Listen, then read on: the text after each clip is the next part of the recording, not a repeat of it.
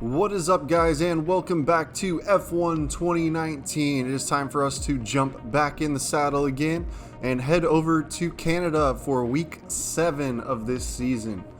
And we are hot off the heels of our best finish of the season so far in 8th position, and we are the first of our team here at Williams to get into the points. So let's jump into the garage here and take a peek at our messages and see what our new team goals are here. And looks like we're going to be trying to finish 16th or better with our new team goal, which, considering we just came 8th, I'm feeling pretty good at. Now we got half of our developments failed. Luckily our aero kept going. Our engine power was not necessarily super needed, but we got that one as a failure. We're going to have a wet weather qualifying, it looks like, in a dry race, so it is going to be time to really test our mettle. Seeing as we haven't done really any wet weather driving so far this season, so it's going to be a very tough situation for us to qualify in. So we're going to take a last little peek at our R&D chart and see we're closing up even further on that Toro Rosso team that really haven't been making a lot of progress. But we jump after the practice sessions before we head into qualifying, and we've decided that we are going to do some swaps since we've got some engine wear going on. We're starting to use some of these first level pieces as practice only, since they're really not providing the power that we want throughout some sections of the practice sessions and races. They're just not putting in enough with the wear, so we're starting to have to manage that layout, and depending on how the gearbox goes over the next couple of weeks, we may be having to take another penalty. I mean, we are at 37% over 2 races there. But let's jump into qualifying.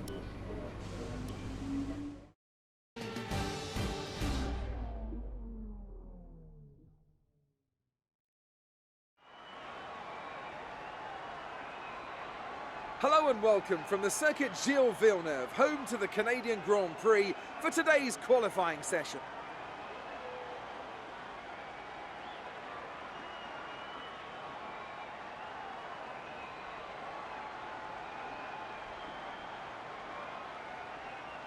And as we count down to that green light, I have to say, Anthony Davidson, that this rain is not showing any signs whatsoever of abating. I imagine we'll be looking at some last-minute setup changes to better adapt these cars to the conditions. What do you think? The trouble is, Crofty, they need to be thinking about the race tomorrow. You don't want to go jacking up the ride heights and piling on a few points of extra downforce that you're not going to want in the Grand Prix itself. The Parc Fermé regulations mean that you have to make that choice. The best thing the drivers can do is adapt with the tools they have available in the cockpit. Moving the brake bias forward will help stop the rear end slipping out under braking, and opening up the differential can really help tame the oversteer on corner exit. The drivers that can make best use of these techniques will have the best chance for success here today.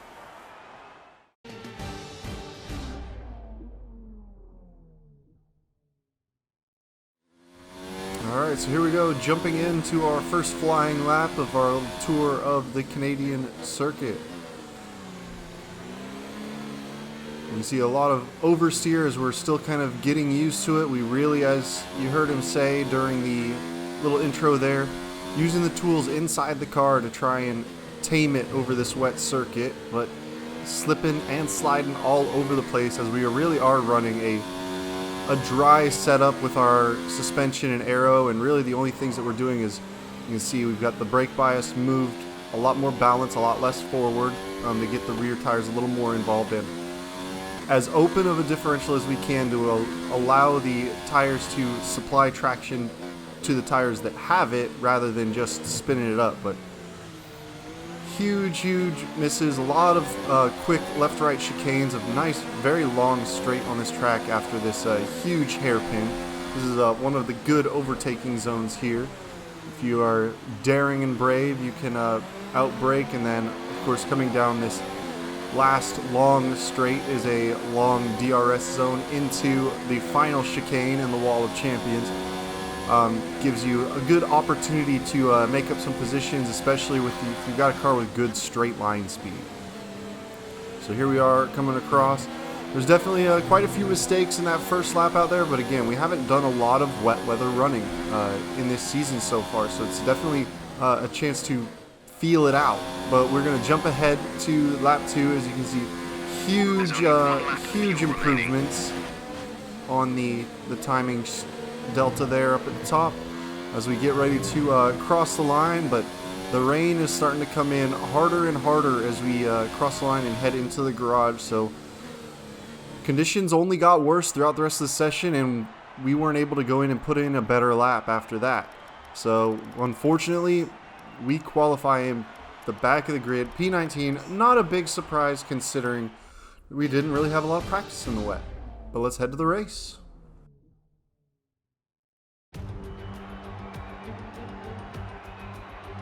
We're back once again beside the St. Lawrence River here in Montreal for the Canadian Grand Prix. The event first moved to a variant of this track back in 1978. It was won by none other than Gilles Villeneuve, the first Canadian to ever win his home race, and in whose honour the circuit would be renamed. If you want flat-out racing, you've come to the right place this weekend, as it's full throttle for 59% of this 2.7-mile circuit, peaking at around 210 miles per hour going into the final chicane. But that speed requires discipline, and there are more than a few close walls here just waiting to punish drivers with a heavy right foot.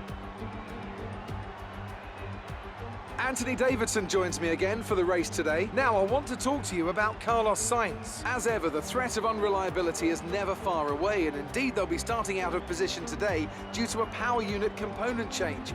So it's going to be a difficult task to move forward from there. But on the bright side, at least those fresh components can help them maintain the power they need to come through the pack.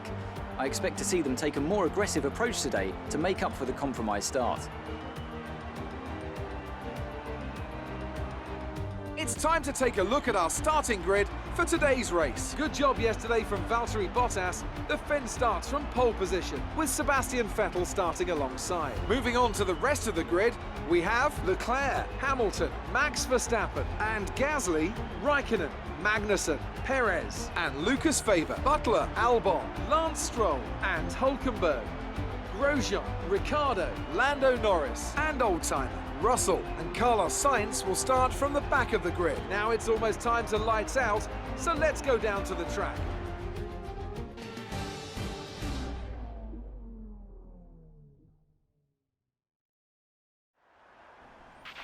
After the points finish last race, let's aim to keep the momentum going. Right you are, Jeff. We definitely want to keep the points paying positions rolling yet again.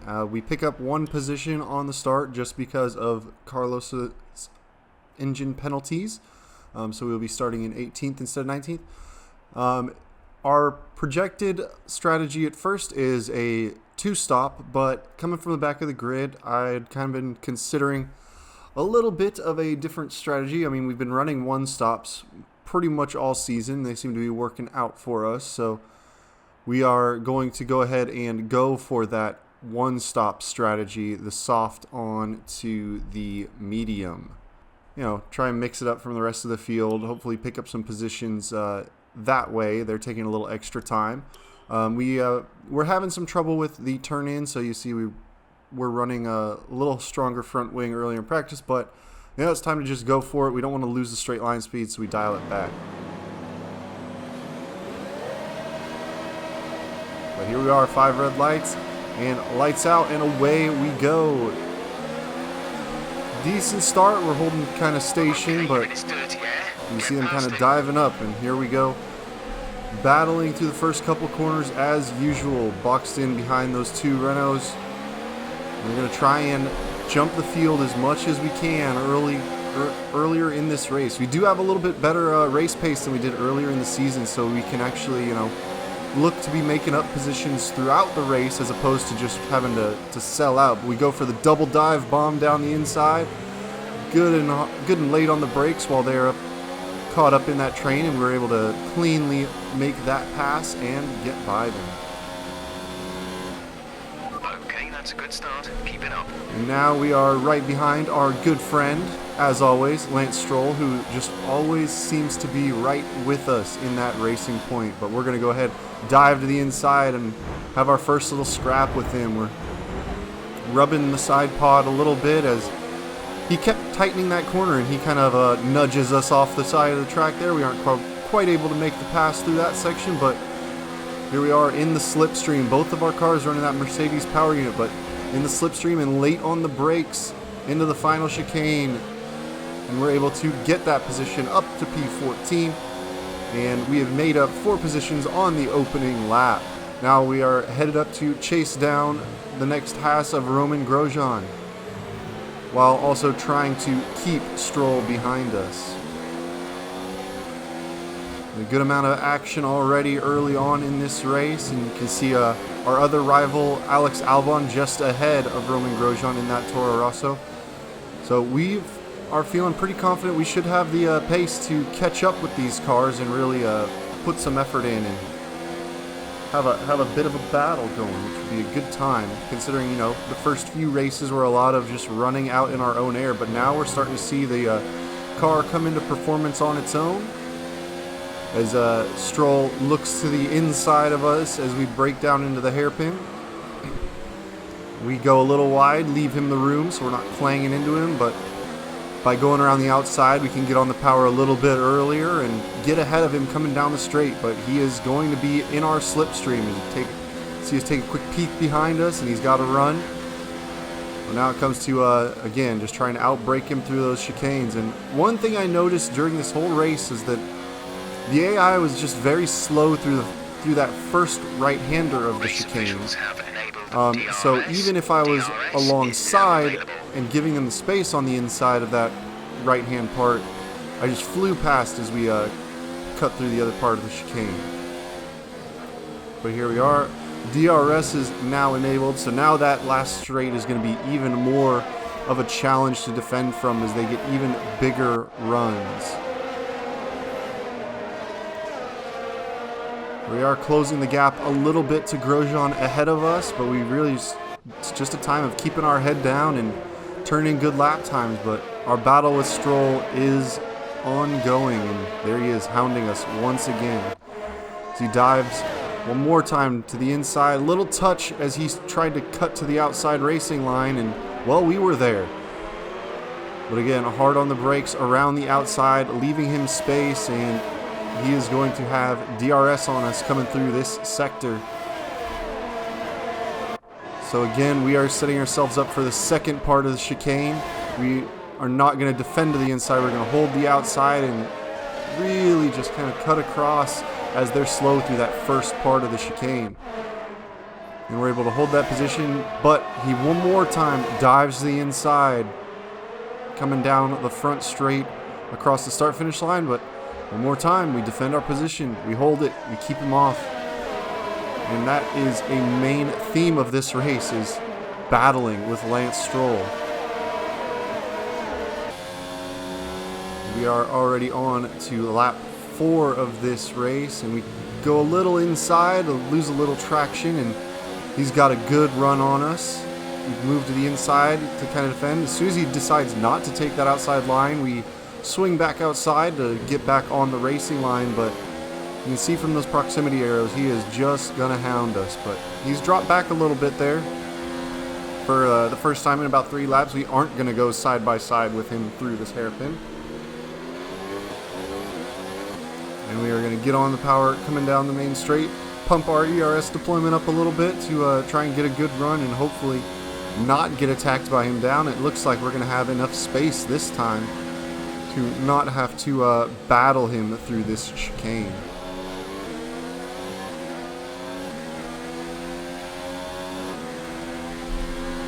But he closes up on us, coming down the main straight again, just right on our gearbox.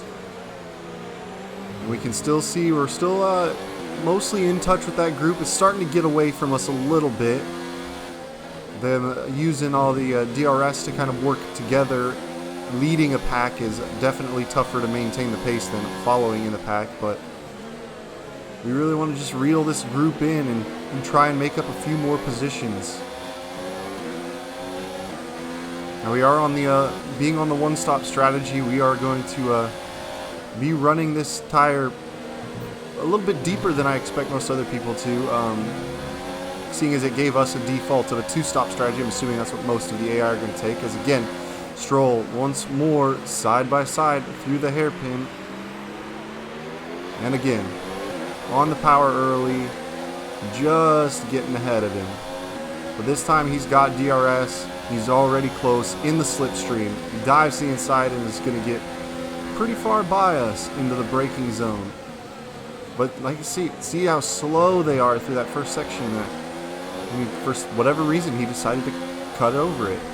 But I was there to take advantage of it, keep myself in position, and now that Grosjean and Butler, who appears to probably have an issue because he was leading that train a little bit ago, has fallen straight back, and we are catching right up on that pack ever since they started fighting. So we will be in DRS range hopefully the next time we come through the hairpin and get a real shot at picking up another position and hopefully putting somebody between Stroll and ourselves, and get a little bit of a break from that constant defense of our position. But as you see, wing open, DRS active.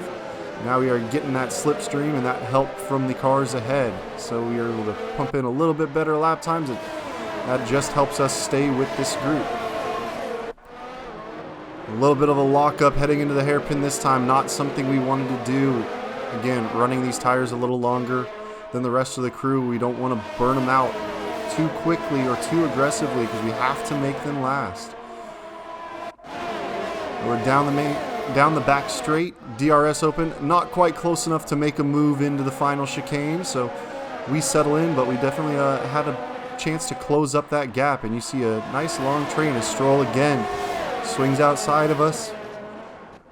He's going to have to take the long way around, but we battle through the left-right combo of turns 1 and 2 and hold our position off and get on the power earlier and get a little bit of a gap up.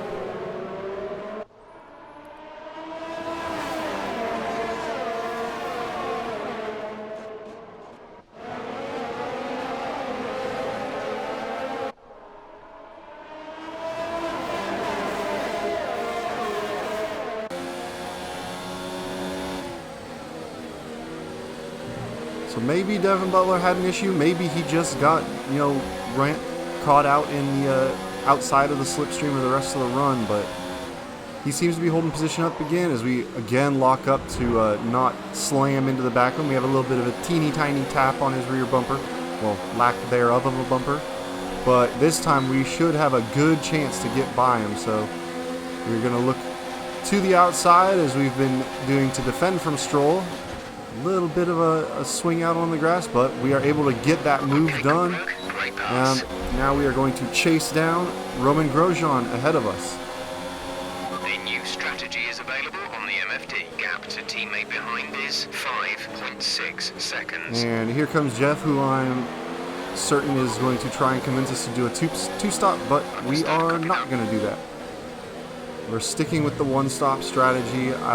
Tire deg is all right, but going to be tough. So here we are jumping ahead quickly to lap 13 as some of the pit stops have shaken out. We are up into 8th, and you see Raikkonen just coming out of the pits. Sergio Perez right behind us in the other racing point, the teammate of Lance Stroll. And we are really starting to feel the effects of our tires. You see that big slide through the chicane, almost 70% wear, but we've been called in on this lap, and the later stages of this stint were definitely tough on these tires, but I still think it was the right move to go with the one stop. But we're going to be kind of giving up positions as Perez goes around us, and we are maybe able to hold off the Haas, and I think Grosjean that is? Pretty sure it is. But we aren't really fighting these overtakes too much. We don't have the tires to really do it, so we're losing a little bit of time letting some of these guys by. But this is our last run down the main straight, and we really have to kind of be careful. The pit entry is dead ahead, so while other cars are braking, we'll be braking it slightly later. We just have to make sure not to hit them. As you see, we are able to slow down just before they peel off into the chicane, and we peel off into the pits. And so as the Haas dips in first, I see them holding, looks to be a replacement wing, so maybe took some damage there. And as we hop out of the pits, we see them still stationary. So it looks like they probably did a front wing change, and that gave us a little yap as they're just now getting moving. And it is time for us to get back on the circuit and start banging in some laps here out in the clean air.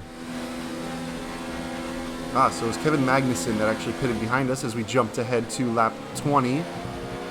George is coming in for his stop. So the other Haas of Kevin Magnussen was what was behind us there, and him on the faster soft tires has done a pretty good job of catching up to us after losing that time out of the pits, but he is going to likely have another stop before the end of the race. But we get great acceleration out of that corner on Alex Albon, and as he's kind of weaving to defend his position, we end up diving to the inside to make the move by him. And so we get ahead. We are back in 14th place, which is where we were before the pit stops took place. But again, we are running a different strategy, so we'll hop ahead a little bit further to 23 as Lando Norris comes out of the pits side by side with us, and we are up now battling for 12th and 13th between us. So some of the other cars have made another stop, and we've gained a little bit more positioning. To the car in front is 3.4 So there we are, 3.4 seconds behind Sergio Perez, and we are just going to try and get up to him while also being hounded by the McLaren of Lando Norris. As he dives to the inside on the chicane, we kind of squeeze him onto the apex so he's not able to move off it as easily, and we keep the position by him. A little bit of a cheeky move, but at least from what I felt, no contact. So we're able to hold that position, but here we are leading a train of Lando and the two Haas's, and they're going to have DRS on us certainly, as you see him rapidly closing the distance as we head to the braking zone, but not quite close enough to challenge us into that braking zone. And here we go. Nice look down the start-finish straight as we brake for turns 1 and then that right-hand swing into turn 2. We get back on the power. So we're going to jump a little bit further ahead. Lap 29, we basically held station until those cars behind us jumped into traffic. We picked up a couple of more positions thanks to some pit strategy as Grosjean looks to go around the outside of us this time, and we get on the brakes early and kind of pinch him a little bit more. Not our cleanest maneuver, but got to do what you got to do in a car that's clearly outpaced, and as long as I'm not ramming people, I think it's fair enough. It's not going to win me any friends in the garages, but at this stage I'm just trying to maximize our positions. But here we are at P10, we're back in the points area, so if we can hold it out for another 6 laps and not get past, we have a chance to get points in back-to-back races. Our first opportunity at Monaco, we got the points there, and now we have a chance to get them again. Obviously not as high of a finish as Monaco, and this time we did it via coming through a different strategy and making our way on a couple of overtakes through the grid, rather than Monaco where it was our qualifying position and the fact that you just can't pass on that circuit. But we're showing pretty decent pace so far this race, and I felt pretty good running this one. But as we've seen the theme throughout this season so far, whatever the tire deg stats of these racing point machines are, they're phenomenal, because we're getting into the closing stages and here's a racing point again running right up on us, and appears to have pretty good pace on the same tires that are basically, older than ours. So it's going to be a defensive battle kind of coming through the line here. He's got DRS open. We see him making a run, but he's going to dive into the braking zone. We're side by side, and we kind of squeeze him out,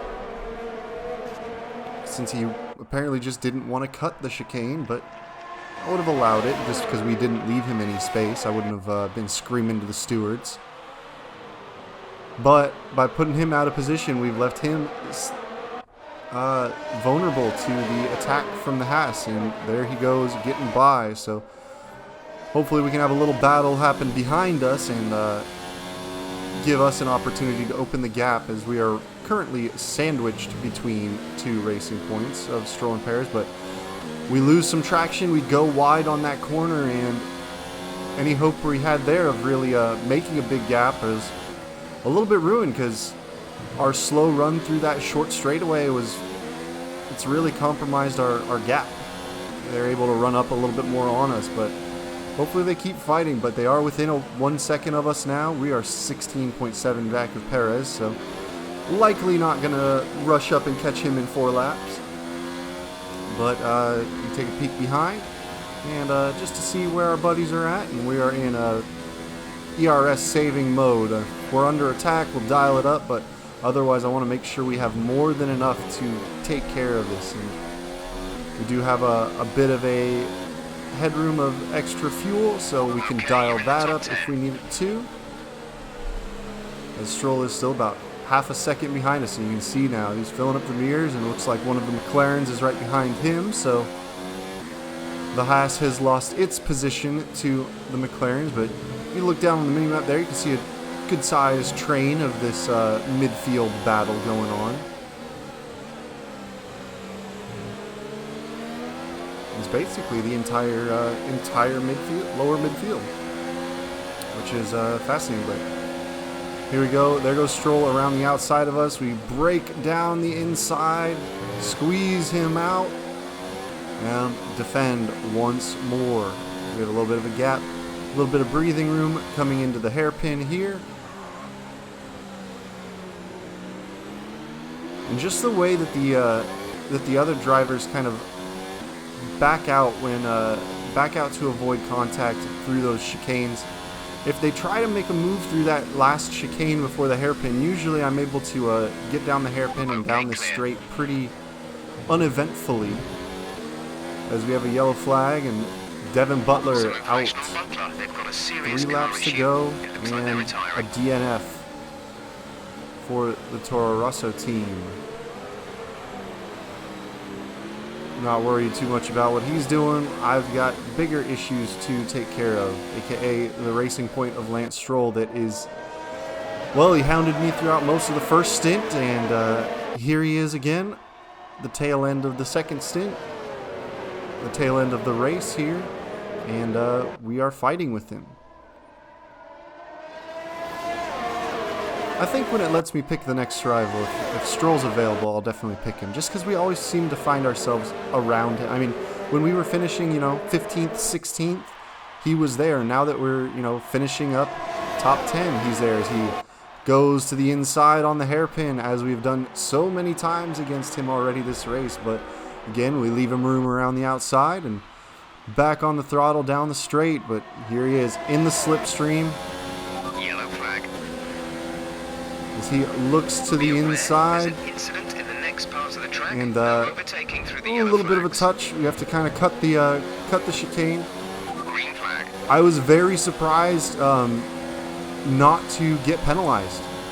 I mean, technically that was an overtake through the caution zone, but perhaps because we were basically touched, and I really had to kind of save the car there. It was got very slippy through that, and he was very slow through the first corner. I was trying to slot in behind, which is why there was the touch, because I didn't want to pass him through the yellow, but that touch kind of threw the car out of whack, and I had to do a little bit of a movement to keep it from sliding out from under me. But again, very surprised not to have any action due to the technically overtaking through the zone, unless they counted the subsector as before he got by me. So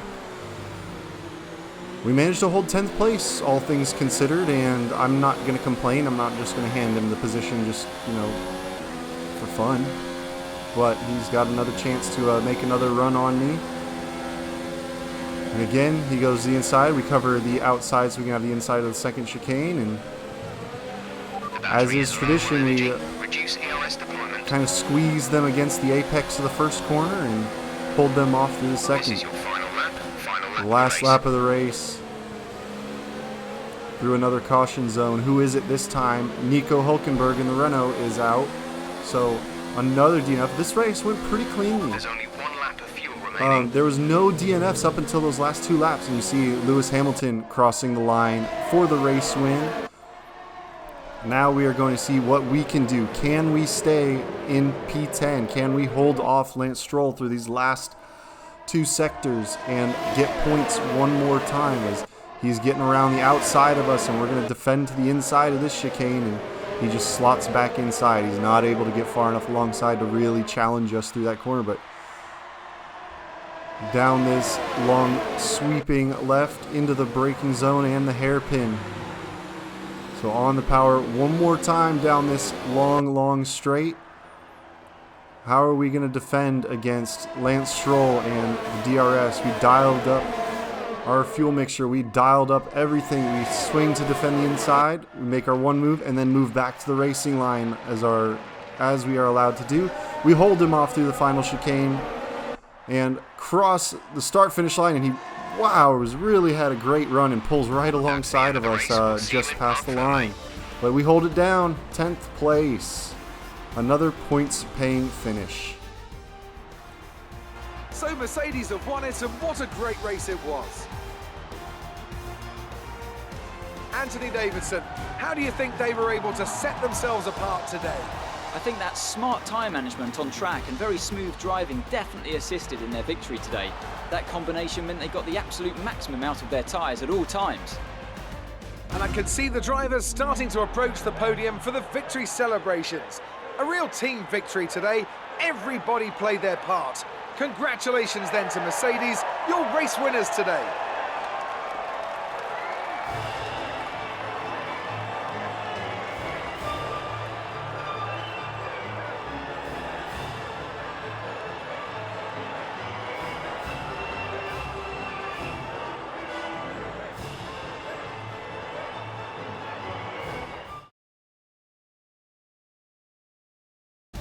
Let's have a quick look at how the driver standings have changed. It's a great result for Lewis Hamilton, who moves further ahead at the top of the table. Some amazing talent out on the track today. But Anthony, who would you pick as your driver of the day? I have to give it to Old Timer. They did a great job at getting the most out of their tyres without losing pace, something that's a very handy skill to have in modern day Formula One. It's time to see how things are shaping up in the Constructors' Championship. Mercedes continue to extend their lead. After an event like that, who knows what the sport has in store for us next time?